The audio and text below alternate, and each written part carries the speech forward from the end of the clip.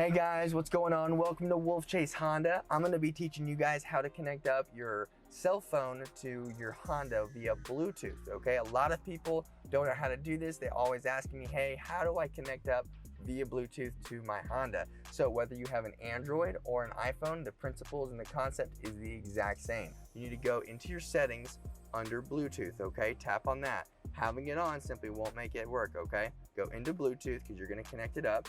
And you go over here into your settings, okay? You're gonna go into connections, into Bluetooth, tap new device, and see this one right here, it says hands-free link down here. Tap on that. It's already got my name right here, so tap on that. Pair it up, pair it up. I'm gonna allow my contacts to sync in. So I can do audio, phone, internet tethering. I'm gonna hit connect. Connect without internet.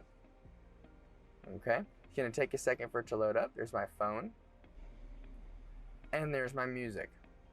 Okay, so now what I'm able to do is I'm able to stream YouTube songs through here, my iTunes, other music on here.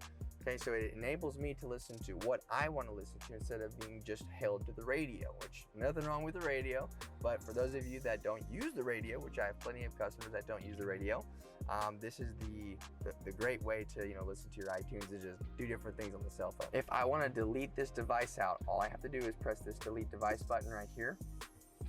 And just like that. If this video helped you, let me know by giving it a big thumbs up. If you have any questions, leave those in the comment section down below. Would love to answer those and help you guys from wherever you are. Hit that subscribe button and I'll see you in the next video.